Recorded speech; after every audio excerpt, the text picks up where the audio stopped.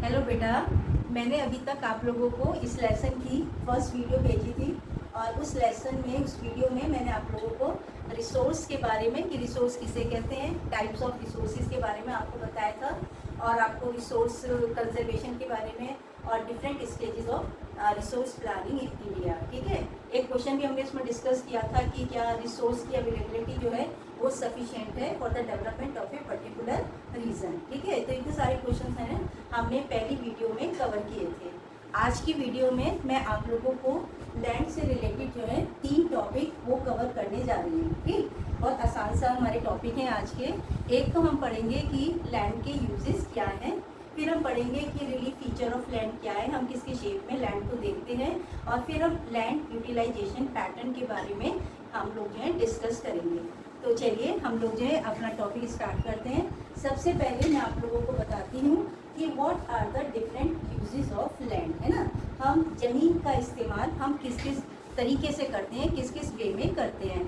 ये देखो, हम सभी जानते हैं, अगर मैं आपसे कहूँ कि भाई हम क्या क्या काम ज़मीन के ऊपर, अर्थ के ऊपर है करके कर सकते हैं, तो आप लोग आराम से बता सकते हो, है ना। लेकिन चलो फिर भी हम देख लेते हैं। देखो, सबसे पहले तो लैंड जो है वो हमें स्पेस प्रोवाइड करती है एग्रीकल्चरल एक्टिविटी के लिए। ठीक है, हम लोग खेती करते हैं, खेती के लिए हमें ज़मीन चाहिए।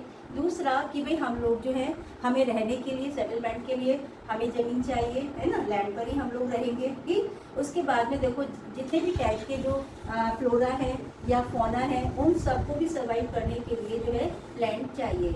लैंड जो है, अब देखो जितनी भी हमारी, तो ये तो हो गया रहने के लिए, लेकिन जितनी भी हमारी जो इकोनॉमिक एक्टिविटीज़ हैं, चाहे वो हमारी एग्रीकल्चर से रिलेटेड हो, चाहे वो हमारी मैन्युफैक्चरिंग से हो, चाहे वो हमारी टर्टियरी सेक्टर से हो, तो तमाम जितनी भी हमारी एक्टिविटीज़ हैं उन्हें फुलफिल करने के लिए हमें जो है लैंड की ज़रूरत पड़ती है। तो ये हमारे डिफरेंट यूजेस हो गए लैंड के, कि हमें लैंड का इस्तेमाल जो है हमें कहाँ कहाँ पर करना पड़ता है। तो अब क्योंकि हम लैंड के बिना सर्वाइव नहीं कर सकते, और लैंड जो एक नेचुरल रिसोर्स है, ठीक है, आवश्यकताएं, नेसेसिटी जो है हमारी डे बाय डे इंक्रीज हो रही हैं, लेकिन जो लैंड एरिया है वो हमारा फिक्स है ना। तो इसलिए हमारे लिए ये बहुत ज़रूरी हो जाता है कि हम लोग जो हैं लैंड को बहुत केयरफुली जो है यूज़ करें। ठीक है, तो देखो मैंने आपको अभी एक क्वेश्चन डिस्कस किया आपके सामने कि what are the various uses of land. मैंने आपको क्या क्या बताया कि लैंड जो है इट्स सपोर्ट नेचुरल वेजिटेशन, है ना। जितने भी ये हमारे जो फ्लोरा होते हैं, तो ये कहाँ पर हो गए, नेचुरल वेजिटेशन क्या होती है, जंगल, वन। तो देखो ये वन को उगने के लिए ज़मीन चाहिए, तो लैंड जो है वो हमें नेचुरल वेजिटेशन के लिए स्पेस प्रोवाइड कर रही है, वाइल्ड लाइफ के लिए और ह्यूमन लाइफ, ये दोनों ही जो है सर्वाइव नहीं कर सकते in the absence of land. ठीक, उसके बाद देखो इकोनॉमिक एक्टिविटी, हमारी तमाम इकोनॉमिक एक्टिविटी जो हम अपनी लाइवलीहुड के लिए करते हैं, अर्न करते हैं जितने भी, तो उन सबको भी हमें पूरा करने के लिए हमें लैंड चाहिए। ठीक, फिर देखो ट्रांसपोर्ट एंड कम्युनिकेशन सिस्टम की समान, भाई ये जो आज के टाइम में हम देखें कि जो मॉडर्न सोसाइटी है can not develop in the absence of these two thing, है ना, ट्रांसपोर्टेशन एंड कम्युनिकेशन। तो ये भी पॉसिबल कब हो पाएगा, जब हमारे पास में एक सफिशिएंट अमाउंट में लैंड हमारे पास में अवेलेबल होगी। ठीक है, तो ये हो गया हमारे डिफरेंट यूजेस ऑफ लैंड। ठीक है, अब देखो कि land under important relief feature, कि हम जो है आपने 9th में एक सेकेंड लेसन था हमारा फिजियोग्राफिक डिवीजन ऑफ इंडिया। ठीक है, वहाँ तो हमने टोटल फिजियोग्राफिक डिवीजन के बारे में पढ़ा था। ठीक है, उसमें हमारी रिवर्स भी आ गई थी। यहाँ पर जो है हम केवल लैंड के ही फिजिकल फीचर्स के बारे में हम लोग पढ़ेंगे। तो देखो यहाँ पर कि सबसे पहला लैंड जो है वो 3 फिजिकल फीचर में डिवाइडेड है। नंबर 1 प्लेन, प्लेन जो कवर कर रहा है वो 43%, टोटल लैंड एरिया का 43% एरिया जो है इज कवर्ड बाय प्लेन। अब इसकी यूटिलिटी हम देख रहे कि 43% लैंड एरिया जो प्लेन है which provide facility for agriculture and the industry, है ना, खेती के लिए और इंडस्ट्री के लिए हमारे को प्लेन जो है ये प्लेस प्रोवाइड कर रहा है। सेकेंड क्या है, माउंटेन। अब देखो माउंटेन जो है वो 30% है। ठीक, mountain 30%, it ensure perennial flow of some river, कि भाई अगर पहाड़ जो है, पर्वत जो है वो हमारे यहाँ नदियों के मेन स्रोत हैं, सोर्सेज हैं नदियों के, तो अगर ये ना होते तो नदियाँ ना होती। गंगा रिवर अगर देखो गंगोत्री ग्लेशियर से निकल रही है और ये पूरी एग्रीकल्चर हमारी डिपेंड करती है, तो नदियों के ऊपर ही तो ये जो है हमारी एग्रीकल्चर को बहुत अच्छा कर रहे हैं, और इसके साथ साथ जो है टूरिज्म को और इकोलॉजिकल एस्पेक्ट से भी हम देखें तो माउंटेन जो है वो हमारे लिए बहुत ही यूजफुल है। तीसरा हम देखते हैं प्लेट्यूज। तो देखो प्लेट्यूज जो है ये कवर कर रहे हैं 27%। ठीक, अब ये प्लेट्यूज जो है it possesses rich reserves of mineral. हमारे यहाँ जितने भी मिनरल्स हैं, फॉसिल फ्यूल्स जो है, ये सब के सब जो है प्लेट्यू रीजन के अंदर ही आते हैं। ठीक है, तो ये हमारी हो गई तीनों रिलीफ फीचर ऑफ लैंड। याद रखिएगा मैंने आपको 3 बातें बताई हैं, प्लेन, प्लेट्यूज एंड माउंटेन। ठीक है, उसके बाद में अब हम आते हैं कि लैंड यूटिलाइजेशन। तो देखो अभी इतनी बातों से ये चीज़ समझ में कि भाई हमारे लिए लैंड जो है वो कितनी ज़रूरी है, कितनी इम्पॉर्टेंट है, और ये जो है एक नेचुरल रिसोर्स है। हमारी ज़रूरतें जो है, आवश्यकताएं जो हैं वो दिन पे दिन बढ़ रही हैं, लेकिन लैंड एरिया जो है वो फिक्स है ना। तो इसलिए हमें बहुत केयरफुली उसे यूज़ करना चाहिए।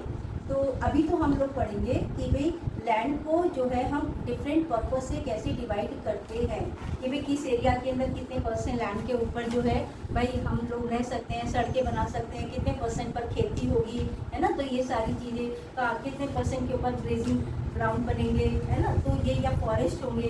तो जब हम लैंड को डिफरेंट कैटेगरी में डिवाइड करते हैं डिफरेंट यूजेस के उसे, तो हम उसको लैंड यूटिलाइजेशन कहते हैं। चलिए देखते हैं कि हम लैंड को कितने मेन डिफरेंट कैटेगरी में डिवाइड करते हैं। सबसे पहला नंबर 1 फॉरेस्ट, है ना, कि भाई ये है कि किसी भी कंट्री का जो टोटल एरिया है उसके कुछ % हिस्से के ऊपर जो है जंगल यानी फॉरेस्ट होने चाहिए। देखो साइंटिफिक के हिसाब से हम देखें तो ये माना जाता है कि 33% एरिया जो है वो जो है should be covered with forest. जंगल होने चाहिए किसी भी लैंड एरिया के कंट्री के टोटल एरिया के 33% पे। चलिए उसे हम अभी आगे देखेंगे कि वो है या नहीं है। फिर देखो सेकंड क्या है कि land not available for cultivation. कुछ ज़मीन ऐसी होती है कि जिसे हम खेती के लिए नहीं ले सकते। देखो जैसे नंबर 1 इसमें हमने 2 कैटेगरी निकाली है, 2 है। नंबर 1 एक तो बैरन एंड वेस्ट लैंड। कुछ ज़मीन जो होती है वो बैरन यानी बंजर होती है। बंजर मतलब अनफर्टाइल होती है, जिसके ऊपर खेती वगैरह नहीं की जा सकती, तो वो ज़मीन होगी। सेकंड है कि land put to non agricultural uses, है ना। कुछ लैंड ऐसी होती है जिसके ऊपर हम खेती नहीं कर सकते। क्यों नहीं कर सकते? क्योंकि हमें वहाँ पर बिल्डिंग बनानी है, रोड्स भी बननी है, फैक्ट्रीज वगैरह जो हैं, इन सारे कामों के लिए हमें लैंड की ज़रूरत होती है। ठीक है, आप देखो थर्ड में हम आ जाते हैं अदर अनकल्टिवेटेड लैंड। अब ये बाकी जो दूसरी अदर अनकल्टिवेटेड लैंड कौन सी है, इसको एक्सक्लूडिंग हम फैलो लैंड अगर हम निकाल देते हैं, है ना। फैलो लैंड अभी हम आगे पीछे कैटेगरी में पढ़ेंगे। फैलो मतलब जो अनफर्टाइल होती है, पड़ती भूमि जिसको हम बोलते हैं, उसे कुछ समय के लिए ना खाली छोड़ना पड़ता है और उसके बाद में उसमें खेती की जाती है, ताकि कि वो अपने आप ही अपनी फर्टिलिटी को जो है मेंटेन कर लेती है नेचर। तो वो 2 कैटेगरी की होती है, उसे हम बाद में देखेंगे। तो उस एरिया को निकाल करके, फैलो लैंड को निकाल करके हमने जो है 3 पार्ट में इस लैंड को, अनकल्टिवेटेड लैंड को हमने डिवाइड किया है। Number 1 pasture, permanent pasture and grazing land. देखो हमारी मेन जो एक्टिविटी है फार्मिंग है। फार्मिंग जो है वो लाइफ स्टॉक के ऊपर डिपेंड करती है, तो उनको चारा चाहिए। जब तक वो अच्छे नहीं होंगे तो हमारी खेती के ऊपर उसका असर पड़ेगा। तो इसलिए कुछ पार्ट जो है वो परमानेंट पास्चर या ग्रेजिंग लैंड के लिए फिक्स कर दिया जाता है। सेकेंड है land under miscellaneous tree crop. कुछ ज़मीन ऐसी होती है जिसके ऊपर डिफरेंट टाइप के जो पेड़ पौधों के लिए वो छोड़ दी जाती है, not including in net sown area, लेकिन हम उसे नेट शोन एरिया में नहीं इंक्लूड करते हैं, ध्यान रख लीजिएगा। फिर है कल्चरेबल वेस्ट लैंड। एक ज़मीन ऐसी है कि भी वो खेती योग्य लेकिन बेकार ज़मीन है, और इसे हमें जो है लेफ्ट करना पड़ता है uncultivated for more than 5 agricultural year, है ना, कि उसे जो है 5 साल से ज़्यादा के लिए खाली छोड़ना पड़ता है। उसके बाद में वो लैंड पे फिर से खेती के योग्य हो जाती है। ठीक है, अब हम बात करते हैं फैलो लैंड के बारे में। ठीक है, फैलो लैंड किसे कहते हैं? जो ज़मीन कम प्रतिभूमि, प्रतिभूमि कौन सी होती है? जो थोड़ा कम फर्टाइल होती है, उसको फर्टाइल कैसे बनाए? उसे थोड़े समय के लिए खाली छोड़ दें। ठीक है, और उसके बाद में अब ये भी उस डिपेंड करता है। कुछ ज़मीन ऐसी होती है जिसे हम 1 साल के अंदर ही वो अपनी फर्टिलिटी को रिगेन कर लेती है, और कुछ लैंड ऐसी होती है जिसे 1 से 5 साल के लिए जो है खाली छोड़ना पड़ता है। 5 साल में फिर से वो तैयार हो जाती है खेती करने के लिए। ठीक है, तो देखो, तो यहाँ पे सबसे पहला फैलो लैंड दो पार्ट में है। Current fallow left without cultivation for 1 और लेस देन 1 एग्रीकल्चर ईयर, जिसे हम 1 या 1 से कम साल एग्रीकल्चर ईयर के लिए खाली छोड़ देते हैं। ठीक है, उसके बाद में अदर देन करंट फैलो, अब ये जो लैंड है इसको हमें अनकल्टिवेटेड छोड़ना पड़ता है 1 to 5 एग्रीकल्चरल ईयर, है ना। एग्रीकल्चर ईयर देखो हमारी दो क्रॉप्स होती हैं, रबी और खरीफ की क्रॉप्स होती हैं। तो ये हमारे जो है जो साइकिल जो है पूरा हमारा जुलाई से लेकर के जून तक चलता है, तो वो 1 एग्रीकल्चर ईयर होता है। तो उस जमीन को हमें 1 साल के लिए छोड़ना पड़ रहा है और दूसरे वाली को हमें 1 से 5 साल के लिए खाली छोड़ना पड़ रहा है। ठीक है, अब हम आ जाते हैं लास्ट में, और ये है हमारा नेट शोन एरिया। ठीक है, अभी नेट शोन एरिया अगर हम देखें, सबसे पहले तो हम इसे देखें कि वो एरिया जिसके ऊपर हर साल हम खेती करते हैं, तो area sown more than once in agricultural year, है ना। दोनों क्रॉप उस पर रबी खरीफ दोनों फसलें हो रही हैं, plus net sown area is known as the cross cropped area. ठीक है, और उसके अंदर जितने भी हिस्से में हम आगे जहाँ पे पड़ती भूमि है जो है हमारी फैलो लैंड है, अगर उस साल हमने खेती की है तो वो सारा एरिया भी जहाँ जहाँ पर हमने खेती की है, अगर हम उसको नेट शोन एरिया के अंदर इंक्लूड कर देते हैं तो वो हमारा क्या बन जाता है, वो बन जाता है हमारा ग्रॉस क्रॉप्ड एरिया। ठीक है, चलिए अब हम आगे का नेक्स्ट टॉपिक शुरू करते हैं। तो देखो हमने पढ़ा कि लैंड को जो है हम डिफरेंट कैटेगरी में डिफरेंट पर्पस के लिए हम उसे डिवाइड कर देते हैं। ठीक है, लेकिन ये कैसे करते हैं, है ना। इसके क्या हम मतलब क्या चीज़ों को देखा जाता है जिसके बेस पर हम जो है अपना लैंड यूज पैटर्न जो है वो डिसाइड करते हैं। ठीक है, कि ज़मीन को किस पर्पस से रखा जाएगा। तो उसमें हम देखें कि देखो फिजिकल फैक्टर्स जो हैं वो हम सबसे पहले हम कि भाई टोपोग्राफी, वहाँ पे कैसी ज़मीन है, नेचर ऑफ लैंड, है ना। तो प्लेन है, माउंटेन है, तो ये टोपोग्राफी देखेंगे। वहाँ की हम क्लाइमेट देखेंगे कि कौन सी खेती वहाँ पर किस तरह हो सकती है, नहीं हो सकती है ना। वहाँ पे बारिशें कितनी होती हैं, पानी कितना होता है, और एक वहाँ पर सॉइल कैसी है। तो ये हमारे हैं फिजिकल फैक्टर जो हमारे लैंड यूज पैटर्न को डिसाइड करते हैं। ठीक है, फिर देखो ह्यूमन फैक्टर। ह्यूमन फैक्टर्स में हम क्या क्या चीज़ें चेक करते हैं कि पॉपुलेशन डेंसिटी और टेक्नोलॉजिकल कैपेबिलिटी, है ना, कि वहाँ के लोगों के पास में भाई कितनी वहाँ जो है टेक्नोलॉजी कितनी डेवलप है, वो मॉडर्न इनपुट को यूज़ करने लायक है या नहीं है ना। तो ये सारी चीज़ें, और वहाँ की कल्चर और ट्रेडिशन, तो ये हमारे ह्यूमन फैक्टर हो गए। ये हमारे 1 मार्क का क्वेश्चंस भी आ सकता है कि भाई फिजिकल फैक्टर्स कौन से हैं, ह्यूमन फैक्टर्स कौन से हैं जो लैंड यूज पैटर्न को डिसाइड करते हैं। ठीक, चलिए अब हम आगे देखते हैं। देखो टोटल ज्योग्राफिकल एरिया, ठीक, कि भाई हमारे पास जो है टोटल जो ज्योग्राफिकल एरिया है वो कितना है, तो वो है हमारे पास 3.28 मिलियन स्क्वायर किलोमीटर। ठीक है, याद रखिएगा टोटल ज्योग्राफिकल एरिया जो है वो हमारा 3.28 मिलियन स्क्वायर किलोमीटर है। ठीक है, उसके बाद लेकिन हमारे पास में जो डाटा अवेलेबल है, तो देखिए मैं आपको बता रही हूँ कि हमारा जो टोटल ज्योग्राफिकल एरिया कितना है 3.28 मिलियन स्क्वायर किलोमीटर। ठीक है, और लेकिन हमारे पास में जो डाटा अवेलेबल है लैंड यूज पैटर्न का वो केवल 93% का है। याद रख लेना, 1 मार्क का क्वेश्चन है, MCQ में भी आपसे पूछा जा सकता है। ठीक है, तो लैंड अब जो डाटा अवेलेबल है वो हमारे पास में 93% का है।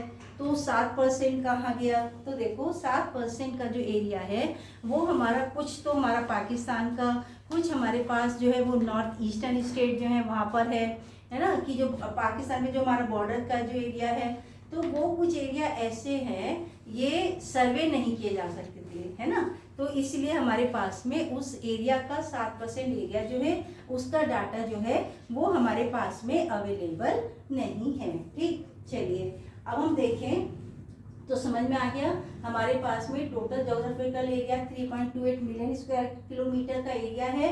93% एरिया का हमारे पास में डाटा अवेलेबल है, 7% का हमारे पास में नहीं है, क्यों नहीं है? क्योंकि वो जगह ऐसी थी जिनका हम सर्वे नहीं कर सकते थे। वो कौन सी जगह थी? वो हमारे नॉर्थ ईस्टर्न स्टेट थे। कुछ एरिया डिस्प्यूटेड एरिया जो हमारे पाकिस्तान के पास में जो डिस्प्यूटेड है, तो वहाँ का सर्वे नहीं किया जा सकता था। ठीक है, चलिए तो अब हम अपने नेक्स्ट क्वेश्चन पर आते हैं। और अब है हमारा कि हमारे यहाँ जो variation in net sown area. ठीक है, नेट शोन एरिया आपको अच्छे तरीके से समझ में आ गया होगा कि वो कौन सा है जिस पर हम हर साल खेती कर सकते हैं। ठीक है, तो ये जो है अब इसमें वेरिएशन है। ये भी कुछ जगह ऐसी है वहाँ का क्लाइमेट अच्छा, मिट्टी अच्छी, वहाँ की सॉइल अच्छी है, टाइप ऑफ सॉइल जो है, और वहाँ पर जो है लोगों के पास में टेक्नोलॉजिकली कैपेबिलिटी बहुत अच्छी है। तो ये सारी टोपोग्राफी अच्छी है वहाँ की। तो ये कुछ एरिया ऐसे है वहाँ पर नेट शोन एरिया जो है वो बहुत ज़्यादा है और कुछ पे बहुत कम है। तो हमें क्या ध्यान रखना है कि which state has the highest net sown area and least net sown area. ठीक है, तो देखो पंजाब, हरियाणा और वेस्टर्न यूपी ये हमारे ऐसे हैं कि जहाँ पर मैक्सिमम 80% एरिया जो है वो हमारा नेट शोन एरिया में आता है। तो ये स्टेट जो has the highest net sown area. ठीक है, अगर हम नॉर्थ ईस्टर्न स्टेट की हम बात करते हैं तो वहाँ पर जो लेस देन 10% ही है ना। तो ये जो स्टेट है यहाँ पे नेट शोन एरिया जो है वो बहुत ही कम है। ठीक, चलिए अब हम आते हैं कि भाई जो हमारा जो डिजायर्ड जो फॉरेस्टेड एरिया क्या है। ठीक है, अब ये मैं क्या बताने जा रही हूँ आपको। अभी हमने लैंड यूज पैटर्न के अंदर हमने पढ़ा था, है ना। उसमें हमने देखा था कि सबसे पहले कुछ लैंड जो है का कुछ हिस्सा जो है devoted to the natural virgin forest, है ना। तो ये कितना होना चाहिए? तो ये हम देखें कि जो हमारी फॉरेस्ट एरिया जो है in the country is far lower than the desired 33% of the geographical area. पहले तो आप ये बात समझ लो कि टोटल जोग्राफिकल एरिया का 33% एरिया जो है it should be covered with the forest, है ना। तो ये जरूरी है। ठीक है, इकोलॉजिकल के पॉइंट ऑफ व्यू से भी हम देखें तो ये बहुत जरूरी है। 33% एरिया जो है it should be covered with forest. ये कौन कह रहा है? एस्टिमेट किया जा रहा है नेशनल फॉरेस्ट पॉलिसी में। ठीक है, तो देखो कि अब मैं आपको बता रही थी कि जो डिजायर जो एरिया जो है फॉरेस्टेड एरिया जो है तो वो 33% होना चाहिए। और it was outlined in the national forest policy 1952, है ना। तो it was considered essential for maintenance of ecological balance, है ना। इकोलॉजी का, जैव मंडल का, वो कह रहे हैं कि बैलेंस बनाने के लिए जंगलों का होना भी उतना ही जरूरी है। ठीक है, अब यहाँ पर हम देखें कि भाई वेस्ट लैंड क्या है। तो वेस्ट लैंड 1 मार्क का क्वेश्चन आ सकता है आपको, है ना। तो इट इंक्लूड रॉकी, एरिड और डेजर्ट एरिया। ठीक है, तो और जो land put to non agricultural uses. तो अब ये वाली लैंड कौन सी है? तो it include the settlement, road, railway और इंडस्ट्री। ठीक है, अब हमारे 2 क्वेश्चन 1 मार्क के हो गए। यहाँ पर नंबर पहला क्वेश्चन हो गया कि भाई वेस्ट लैंड क्या है, तो वो हमारी रॉकी, एरिड और डेजर्ट एरिया हो गया। और वो लैंड कौन सी है, उसके एग्जांपल दो। Put to other non agriculture, जहाँ पे खेती नहीं हो सकती, उसके अलावा और दूसरी एक्टिविटी। सीधी सी बात है, रहेंगे, है ना, वहाँ पर रहेंगे, सड़कें बनेंगी, फैक्ट्रियाँ बनेंगी, तो ये सारा आ जाएगा। चलिए अब हम अपना नेक्स्ट टॉपिक शुरू करते हैं और वो है land degradation and the conservation measure. ठीक है, सबसे पहले हम इसका मीनिंग देख लेते हैं इसका, है ना। लैंड डिग्रेडेशन का मीनिंग क्या है कि ये एक प्रोसेस है through which the land become unsuitable for cultivation.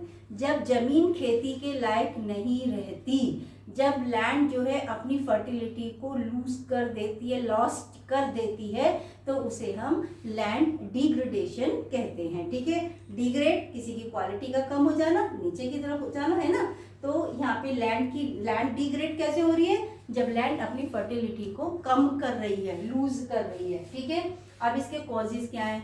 देखो, हमें अगर 1 मार्क में क्वेश्चन आता है तो हम केवल कॉजेज के हेडिंग बता देंगे। मैंने 2 क्वेश्चन एक साथ में कवर अप कर रखे हैं।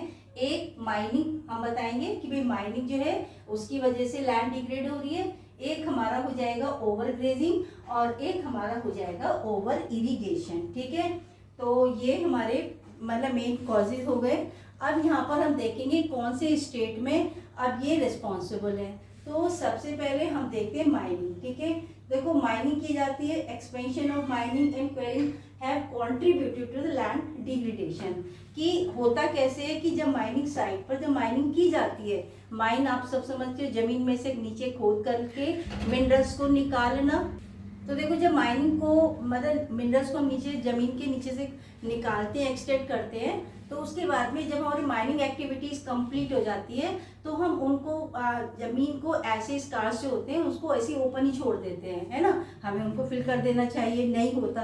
तो एक तो रीजन इसकी वजह से है ना। तो यहाँ पे कि माइनिंग जो है due to upsides are abundant after the excavation and it leave deep scars and overburden. ठीक, तो यहाँ पे देखो कौन कौन से स्टेट है माइनिंग की वजह से जहाँ पर लैंड डिग्रेडेशन हो रही है, क्योंकि जंगलों को काटा जाता है, वहां पर डिफॉरेस्टेशन है। क्यों है? Due to mining. ठीक है, माइनिंग के लिए तो ये हमारे झारखंड, उड़ीसा, मध्य प्रदेश और छत्तीसगढ़। ठीक है, माइनिंग समझ में आ गया। माइनिंग के लिए हमने जमीन में से मिनरल्स निकाले, खोदा और फिर खाइया सी पाट दी, स्कार्स खोद दिए, गड्ढे बन गए वहां पर, और उनको भरा नहीं है, उनको ऐसे ही खुला छोड़ दिया है जब तो हमारा वर्क कंप्लीट हो गया है। ठीक है, उसके बाद में आते हैं ओवरग्रेजिंग। तो देखो ओवरग्रेजिंग में कि हमारे जो ओवरग्रेजिंग आप सभी ग्रेजिंग जानवरों को चराना, जब एक ही जगह पर्टिकुलर हम जानवरों को वहीं पर लेते आते हैं, प्रॉपर मैनेजमेंट हम ग्रेजिंग का नहीं करेंगे तो वहाँ की जो लैंड जो है वो बिल्कुल ही बेकार हो जाती है, खराब हो जाती है। तो यहाँ पे गुजरात, राजस्थान और देखिए मध्य प्रदेश और महाराष्ट्र, तो ये जो स्टेट्स हैं यहाँ पर जो लैंड डिग्रेड हो रही है ड्यू टू ओवर ग्रेजिंग। ठीक, चलिए अब आ जाते हैं थर्ड कॉज पे, वो है हमारा ओवर इरिगेशन। ठीक, अब ओवर इरिगेशन कहाँ पर होगा? पंजाब, हरियाणा और वेस्टर्न यूपी। आप 9th में भी पढ़ के आए हो कि ये तीनों जगह स्टेट ऐसे हैं कि दो तो स्टेट ही हैं। ठीक है, तो इन्होंने जो है मॉडर्न इनपुट को यूज़ किया। मॉडर्न इनपुट्स में हम केमिकल्स का बहुत ज़्यादा इस्तेमाल कर रहे हैं, केमिकल्स का इस्तेमाल कर रहे हैं, वहाँ पर ओवर इरिगेशन भी की जाती है। ओवर इरिगेशन करने की वजह से क्या होता है कि वहाँ पर पानी जो है वो जगह जगह पानी जो है वो कलेक्ट होने लगता है। ठीक है, तो यहाँ पे पानी जब बहुत ज़्यादा भर जाता है, ठीक है, तो leading to increase in salinity और अल्कालिनिटी इन द सॉइल, मिट्टी के अंदर क्षारीय तत्व जो है वो बढ़ जाते हैं, जिसकी वजह से लैंड जो है वो थोड़ा सा बिकम अनफिट फॉर कल्टीवेशन। ठीक है, तो ये हमारे कॉजेज हो गए कि हमारे लैंड डिग्रेडेशन के मेन कॉजेज क्या हैं।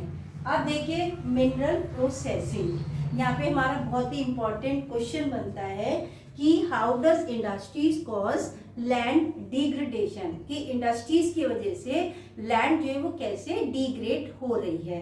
आराम से समझो, बहुत आसान सा ही क्वेश्चन है कि जैसे देखो कि कुछ इंडस्ट्रीज ऐसी होती हैं कि grinding of limestone for cement industry, है ना। एक इंडस्ट्री सीमेंट इंडस्ट्री ये क्या कर रही है? लाइमस्टोन को ग्राइंड कर रही है, पाउडर बना रही है। जब हम किसी चीज़ को पाउडर करते हैं डस्ट रिलीज होती है, डस्ट जब होगी तो वो क्या होगी? ऊपर आसमान की तरफ जाएगी, धूल, है ना। तो देखो कि सीमेंट इंडस्ट्री में और ये कल्साइट और सोप स्टोन जो है ये सैरेमिक इंडस्ट्री जो यूज़ कर रही है।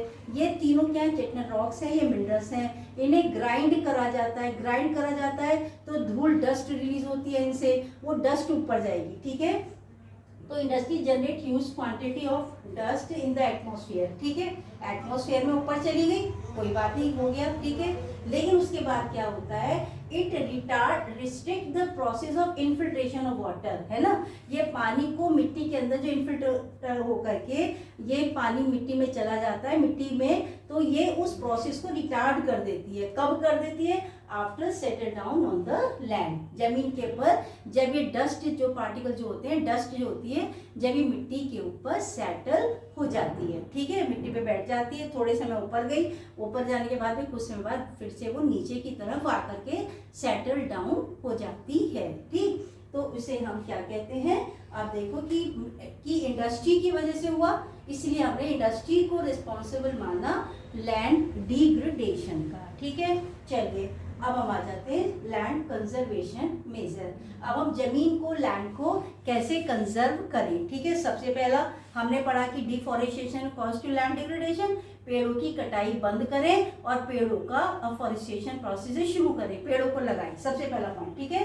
तो afforestation and proper management of grazing, है ना, हम एक प्रॉपर मैनेजमेंट टाइम टेबल बनाए, आज इस एरिया को शिफ्ट करते रहे, है ना, ग्रेजिंग के लिए अपने जानवरों कैटल को ले जा करके, तो देखो उससे लैंड जो वो डिग्रेड होने से बच जाएगी। तो afforestation, proper management, first point, ठीक। सेकंड देखिए, planting of shelter belt of plant, हम क्या करें कि जहां से हमें लगता है कि मिट्टी के कटाव की उसकी है, तो वहां पे हम पेड़ों की एक पंक्ति से लगा दें, है ना, तो उससे भी हम लैंड को डिग्रेड होने से बचा सकते हैं। फिर कंट्रोल ऑन ओवरग्रेजिंग हो गया, stabilization of sand dunes by growing thorny bushes, है ना, कि हम कंटीली झाड़ी के जो बुशेस, झाड़ियां सी जो होती हैं, उसके चारों तरफ हम ऐसे एरिया की तरफ चारों तरफ लगा दें तो मिट्टी जो है वो उधर नहीं जाएगी, ठीक है, हटेगी नहीं। तो सैंड, ये मेनली जो है जो डेजर्टेड एरियाज हैं वहाँ पर ये सबसे ज़्यादा इफेक्टिव होता है, ठीक। Proper management of Westland,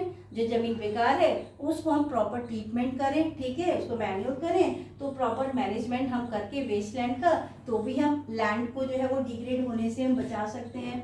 mining activities को कंट्रोल करें, और जो proper discharge and disposal of industrial effluent and waste after treatment, जो भी इंडस्ट्री से जो भी रिलीज करते हैं टॉक्सिक मटेरियल को, जो वेस्टेज को, एफ्लुएंट्स को, कूड़े कचरे को, उसे बाकायदा पूरा एक प्रॉपर ट्रीटमेंट के बाद में ही डिस्चार्ज किया जाए, है ना, तो ऐसा करके हम लैंड को डिग्रेड होने से बचा सकते हैं, ठीक है। अब नेक्स्ट वीडियो में मैं आप लोगों को सॉइल के बारे में बताऊंगी।